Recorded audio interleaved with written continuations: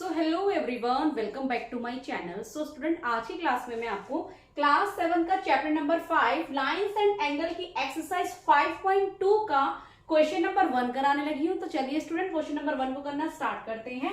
So student, question number 1 क्या कह रहा है? State the property that is used in each of the following statement. It means कि ये जो हमें फिगर्स दे रखी है, इससे रिलेट हमें ये क्वेश्चंस दे रखे हैं, राइट। सो इस क्वेश्चंस को हमने सॉल्व करना है इस फिगर से relate. Okay, so question number 1 का फर्स्ट पार्ट क्या कह रहा है? If A parallel B then angle 1 equal to angle 5।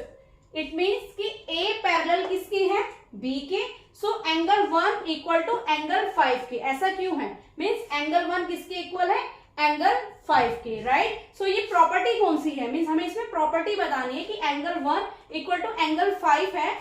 So ये कौन सी प्रॉपर्टी है? Means angle 1 equal to angle 5। So ये कौन सी प्रॉपर्टी है? हमारी कॉरेस्पॉन्डिंग प्रॉपर्टी है। बिकॉज कॉरेस्पॉन्डिंग हमारी क्या होती है?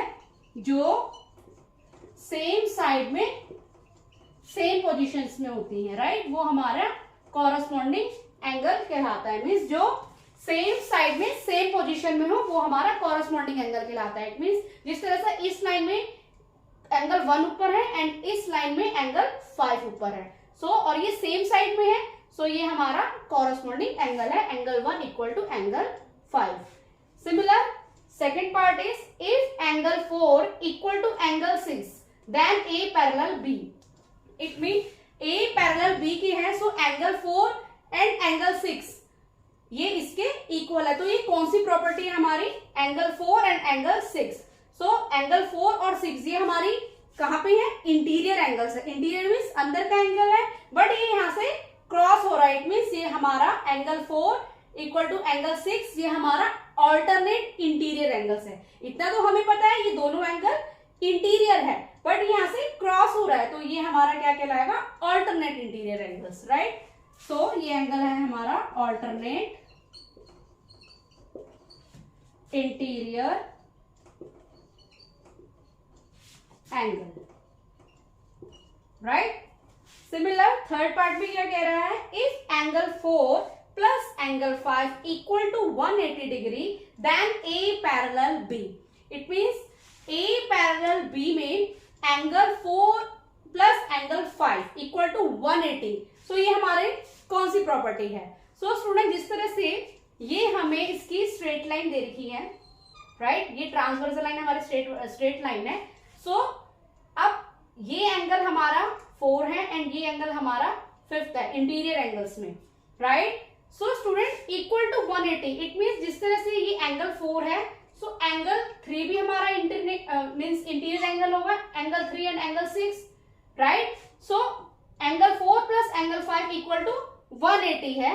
सो इट मीन्स ये हमारा interior angles on the same side, हमें सेम साइड का इंटीरियर बता रखा है। So interior angles on the same side of the transversal, right. Interior angle on the same side